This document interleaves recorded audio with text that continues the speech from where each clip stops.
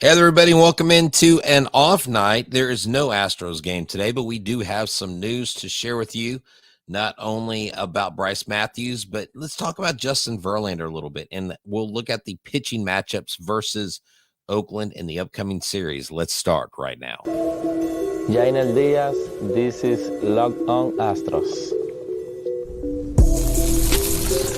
Hello and welcome to Locked On Astros, your daily Astros podcast. Here are your hosts, Eric the Man Huysman and Brett H-Town Wheelhouse Chancey.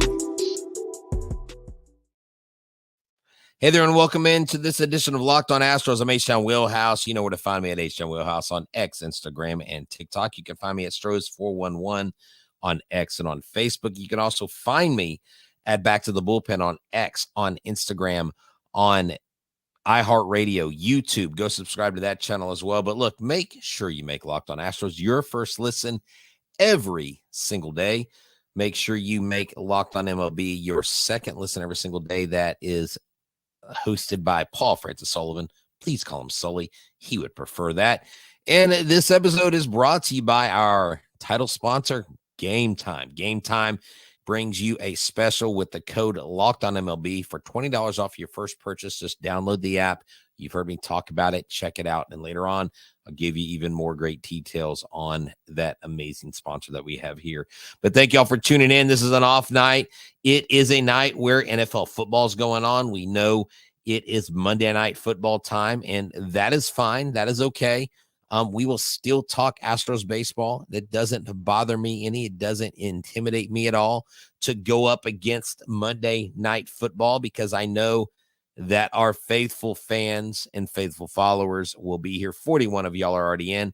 Let's get 41 likes in there, because that would be awesome to see that up there as well. Again, we've got some stuff that we need to talk about. We've got some stuff we've got to deal with, because if we don't deal with it, if we don't talk about it, then you know what? It might go by the wayside and we might miss out on some really good news. You've heard about Brice Matthews. You've seen, he is Dana Brown's prize pick. He is the guy. I know we got Walker Yannick, who is our first round draft pick, but really Brice Matthews was the first guy that I think that Dana Brown picked that everybody was super duper excited about. And he's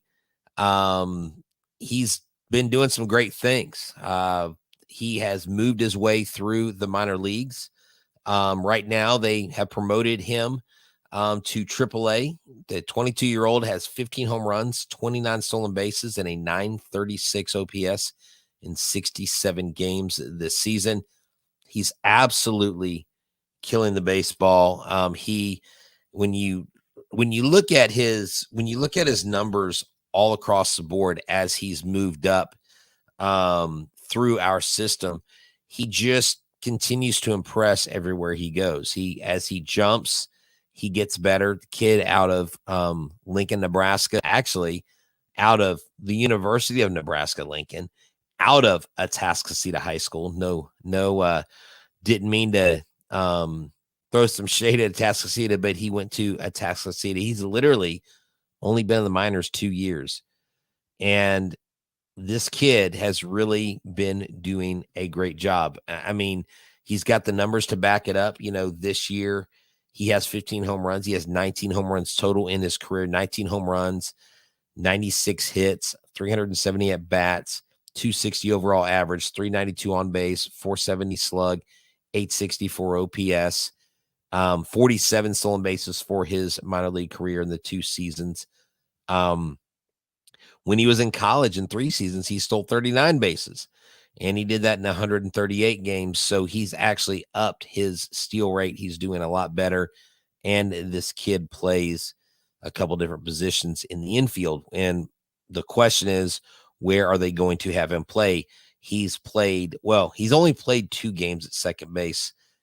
He's played 69 games at shortstop, 17 games at third base, and 2 games at second base. So the question is, with Brice Matthews, where are they going to put him? Because I think this is coupled nicely with the Alex Bregman stuff. We have more and more people thinking that Alex Bregman is not going to end up in Houston.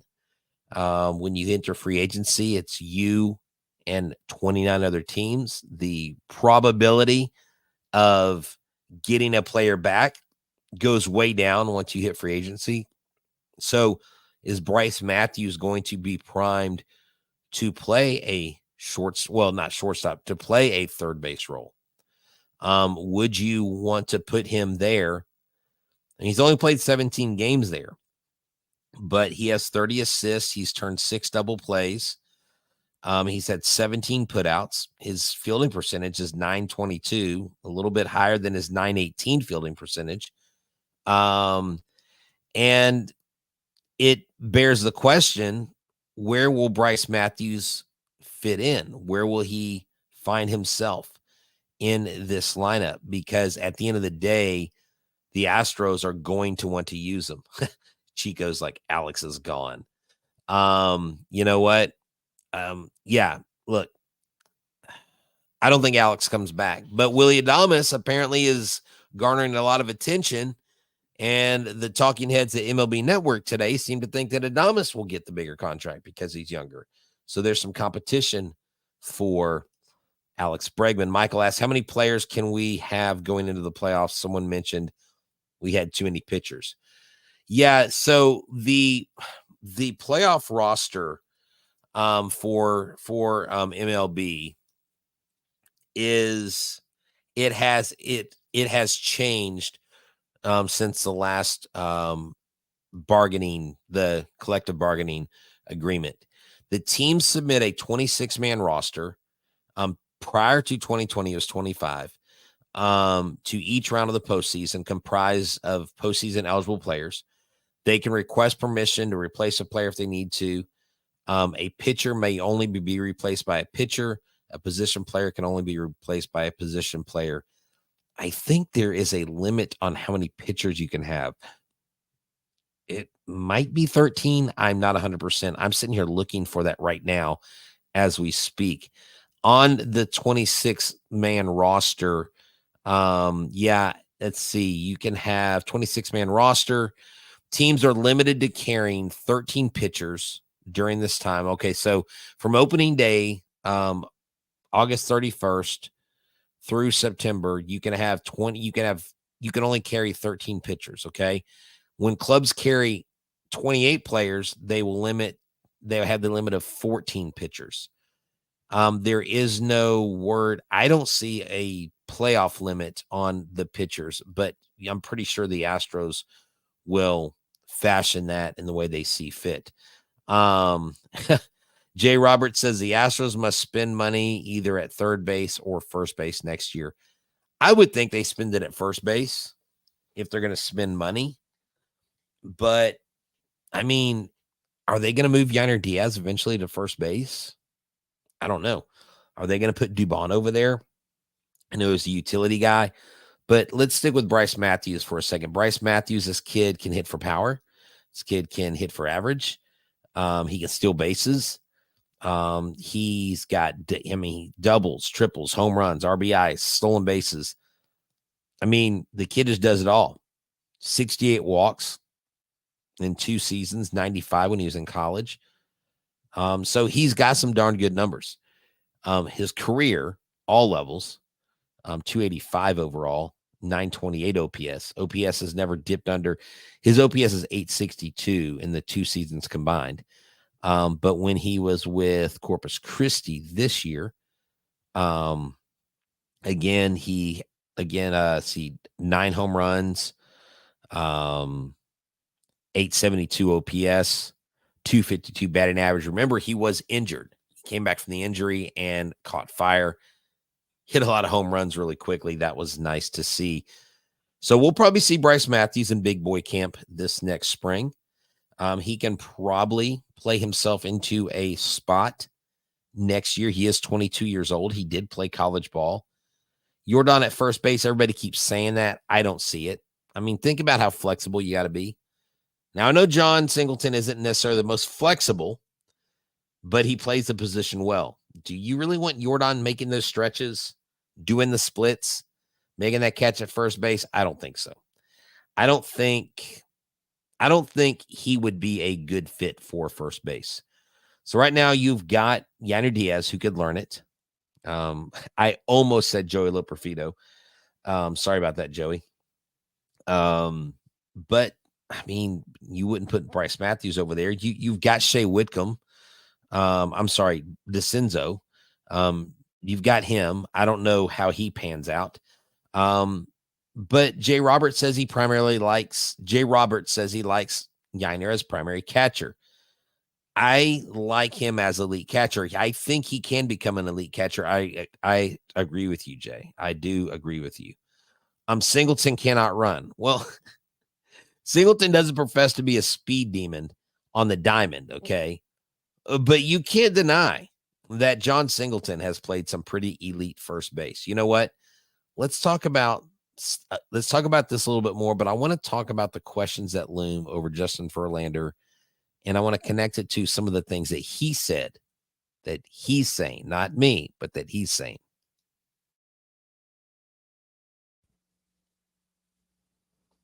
This episode is brought to you by Game Time. Download the Game Time app today and use a promo code LOCKEDONMLB for $20 off your first purchase. Terms do apply. Game Time now has a new feature. It's called Game Time Picks. Listen up. This makes getting tickets for your favorite live events even easier than what I've been telling you. Game Time Picks filters out the fluff to show you only incredible deals on great seats so you don't have to waste time searching through thousands of tickets. Okay, look, you get a special deal when you go to Game Time. Why? Because I know for a fact from personal experience that they have great deals, seat views before you buy, the lowest price guaranteed, event cancellation protection, and job loss protection. I'm telling you, you won't want to miss out on this opportunity. Download the Game Time app today, create an account, use the code LOCKEDONMLB for $20 off your first purchase. Game Time. What time is it? Game time.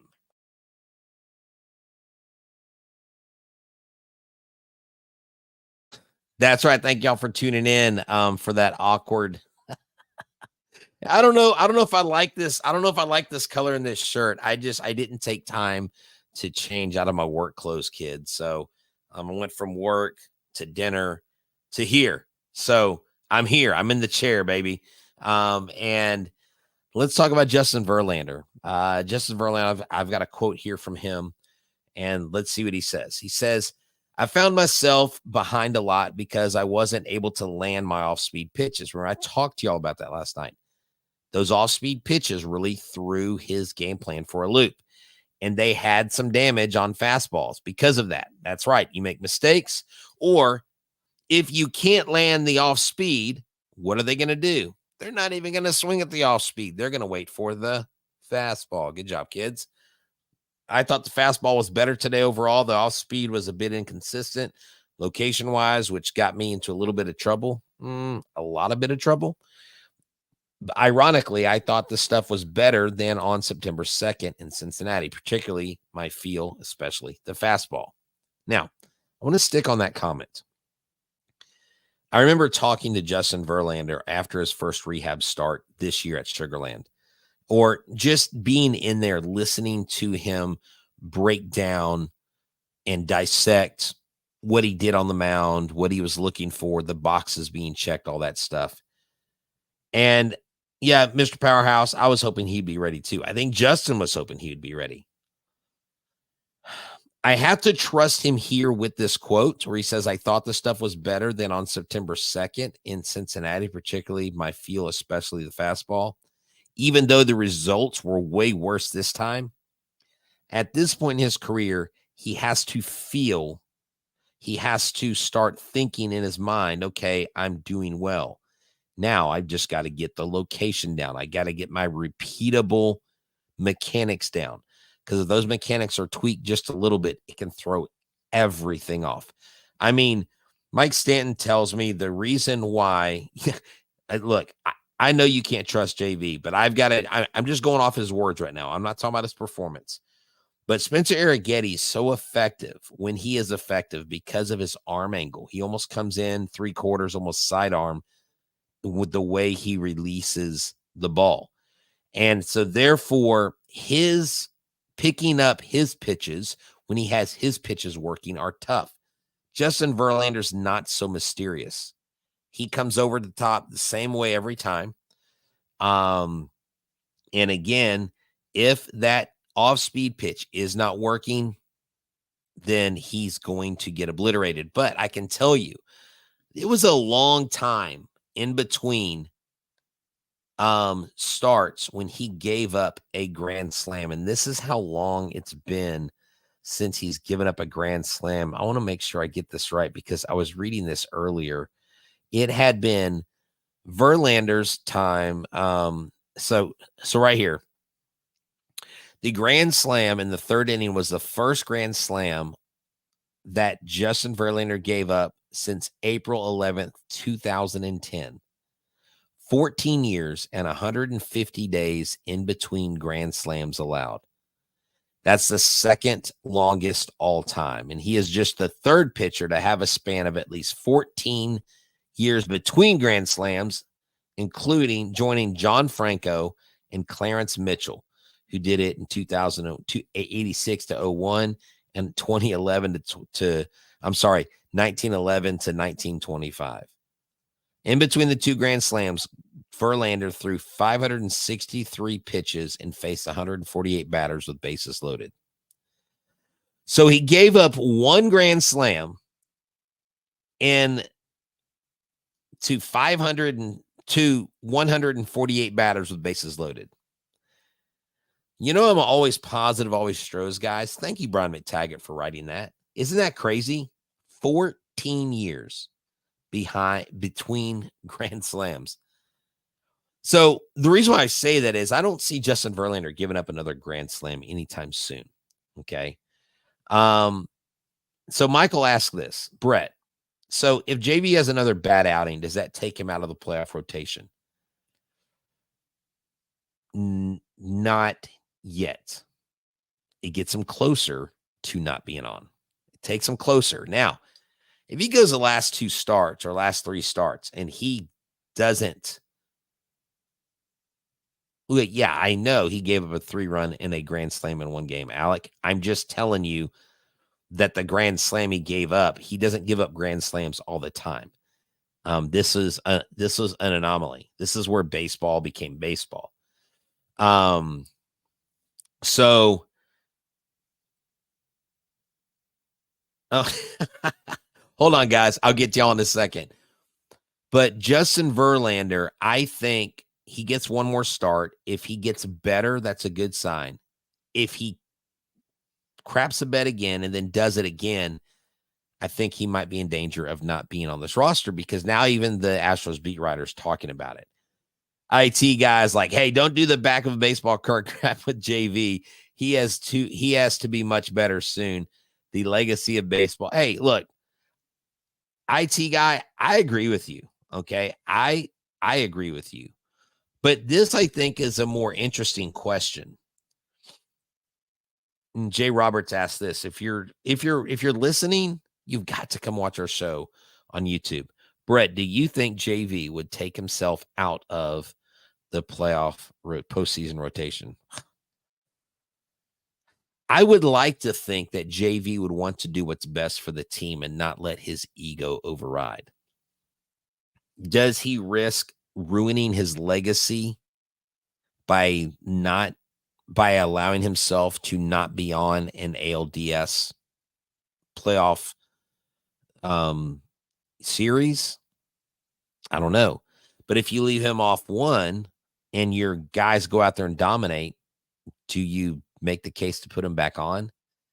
The only problem I see with him not being on the playoff roster to start is would the only reasoning be to put him in because you're in a 7-game series later on? I don't know. I think it's tough to know.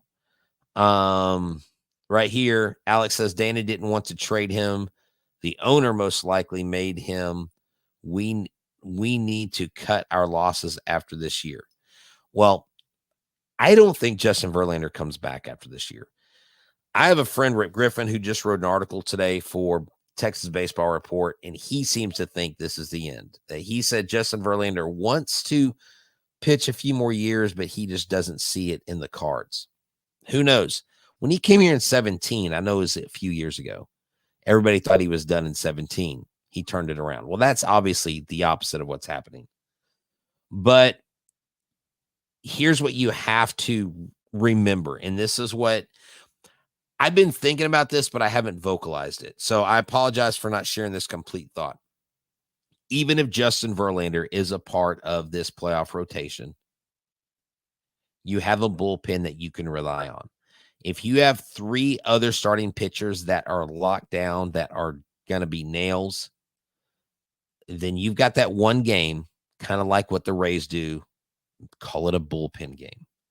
And have JV start, give him a very short leash. Tell him, look, man, if you get in trouble, you give up a crooked number, you're out.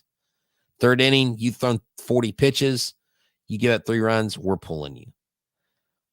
But you have to deploy that strategically.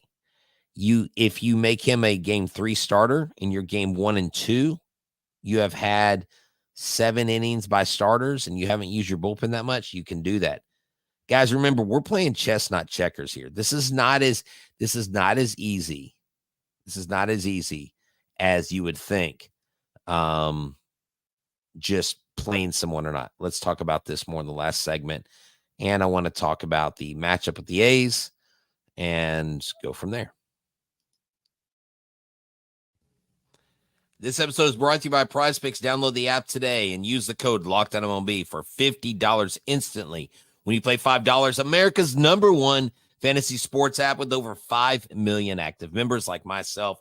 Eric the Man Huysman does it as well. All you have to do is pick more or less than 2 to 6 stat player projections. Watch the winnings roll in. 1 Caleb Williams passing yard gets you 1 win on PrizePicks every week in September. That's right. Only 1 yard gets you an automatic win every football weekend in September. 4 weeks of free W's. Don't want to miss it. PrizePicks has everything you can want. You can now win out to 100 times your money on PrizePicks with as little as 4 correct picks. So make sure you check out PrizePicks. Download the PrizePicks app today. Use the code LOCKEDONMLB for $50 instantly when you play $5. The code is LOCKEDONMLB on PrizePicks to get $50 instantly when you play $5. You don't even need to win to receive the $50 bonus. It's guaranteed. PrizePicks. Run your game. Yeah, that's right. Make sure you make us your first listen. Make sure you make Locked On MLB your second listen every single day. Check out Michael Connor. He's got Locked On Houston Sports, where he does Astros postcasts. He does Texans postcasts. So soon to be doing Rockets postcast. He does it all. So it's a one-stop shop for all Houston sports for post-game reactions from Michael Connor himself. So check that out. Everybody's calling. I think Justin Verlander deserves a little bit more respect than be called Rich Hill. Look, I'm going to move forward from this because we could beat this. I mean, this is the dead horse, and we just got to wait and see. The good news, Roberto Clemente Award nominees, American League West, Kyle Tucker was nominated as the Astros representative. That's an excellent nod for him. But let's get into the pitching matchups. We have Beto for Oakland, 5-3 with a 3.42 ERA, 3.41 ERA, going against Spencer Spaghetti Arrighetti, who's looking to bounce back from his horrific start with a 4.82 ERA on Tuesday. On Wednesday, you have JP Sears versus Hunter Brown. Sears is 11-10, has clearly been one of their better pitchers. 4.34 ERA. Hunter Brown 11-7, who is still smoking hot with 3.41. Not HAWT, but HOT. September 12th, Thursday, Estes versus Framber Valdez. Estes 6-7, a 4.46 ERA. Framber Valdez 14-6 with a 2.97 ERA. And then the Astros, what do? They head out to the West to play the Angels. And obviously we don't have any pitchers lined up for that. But as we know, the Astros have now or will now go to a 6-man rotation. And so I anticipate them to watch. I believe After Valdez, you would probably have Kikuchi going, and they would probably bring in they may put Ronel Blanco back out there if they're doing this 6-man rotation. But someone said you could bring Ronel Blanco in after you pitch Justin Verlander. Like Justin Verlander starts, you bring in Blanco for 2 or 3 innings. I don't hate that idea either. Brett, are you going to any of the Oakland games? Well, I don't know, Jay. We've kind of got this little storm thing looming outside in the Gulf. We don't know if it's going to be is it a tropical storm yet? I haven't looked at the latest weather. Probably not going to be getting out the rest of the week myself. I'm going to stay home and watch it from my house. But I know Jay says meh, but I don't know, man. I do not think I'm going to make any games this week. I may shoot me a text tomorrow and we'll talk about it. If you need someone to accompany you to a game, let me know. I'll be your bodyguard. But we need to take advantage of this series because why? The Seattle Mariners play the Padres. And will Seattle chase down the Stros? I just really don't think they do, guys. I don't know where I see a lot of brazen confidence in Astros fans. Almost like it's weird. I've talked to a few people and it's almost like they're more confident in the Mariners taking over the lead than they do the Astros keeping it. That just makes no sense to me. There's nothing that shows me that Seattle has flipped a switch. You remember when Rob Thompson took over for the Phillies? It was Rob Thompson, but those players decided, you know what? We're just going to play. Like, we're going to be balls to the wall. We're going to play. And we're not going to lose anymore. And we lost our manager as a result, so we're going to play. I don't know if they were necessarily motivated by Rob Thompson being there or their coach being fired, but they just went out and made a decision, made it to the 2022 World Series. I haven't seen that out of the Mariners. The Mariners, yeah, they won like the first game, but they really, I mean, Dan Wilson, I'm not saying he's not going to be a good manager, but what have they done differently? They've got a worse losing percentage the last 10 games than we do. I mean, right now they're behind Detroit. Now, them and Detroit are 3.5 back of the last wild card spot, which is interesting. I mean, the Mariners could stay behind us and maybe still make the playoffs. I don't know. I think Minnesota had to have a complete drop off for that to happen. Minnesota's lost 3 in a row. Crazier things could happen. The Mariners could find themselves in a playoff spot where the Astros win and the Mariners get in. I would be shocked if you had only 2 teams make it from the Central in the AL, then you would have 2 teams from the West, and the Mariners could make it in the playoffs. But if they get in the playoffs, what are they going to do? I don't see it, guys. We got Yusei Kikuchi. Look, Alan says we need to resign. Alec, sorry, says we need to resign Kikuchi. 100%. 100%. Jay says, or Kay says, we have to win the next 2 series. I agree. And the Padres, I think, should beat the Seattle Mariners. I like our chances. I like the Astros' chances. My final wrap on this show, Brice Matthews, welcome to Sugarland. I'm hoping to get out to watch some games. Oh, by the way, be looking, and they may already be out, but be looking for tickets to the PCL League Championship Series, September 24th, 25th, 26th, I think, are the dates. Go watch some championship baseball. Watch them. They were the first half champions. They go into the second half. They play the second half champions, and that's how they do the final in the Pacific Coast League. So Mr. Rashad, all I'm saying is, since the Mariners are 3.5 back, tied with the Tigers, with the Twins losing their last 3, if the Twins go on some massive losing streak, then the Tigers and or the Mariners could end up taking that spot. But I still think it's the Astros, and I still think it's 3 teams from the Central, and I don't think that you have the Mariners surprise anybody in there. Mariners have scored the least amount of runs, or have the least runs allowed in Major League Baseball. Yeah. Why? Because, and they need 17. They need to win 17 more games. that means the Astros have to lose almost all their games too. So that's not going to happen. Bets on the Space Cowboys winning their championship. I bet you they do. Yes, pray for Texas, pray for the Louisiana coast. We got a storm coming. Hunker down, move out of the way. Don't try to be someone brave. And if they tell you to evacuate, but be safe. If you're on the road, if you travel, get there before the storm hits, tie everything down, take your dogs with you, please. Don't leave them by themselves. But hey, that's all I got for tonight. Tomorrow we got the first game of a 3-game set versus the Oakland Athletics, and then it's on to Anaheim. So for myself, for Eric Huysman, everybody here at Locked On Astros, this has been another wonderful show. Why? Because you showed up, you showed out, totally maxed out your knowledge of this sport called baseball and this team we call the Houston Astros. So for myself and everybody, once again, thank y'all for tuning in to Locked On Astros. I'm Htown Wheelhouse. Hang in there, kids. It's going to be a tough, fun, maybe a bumpy ride.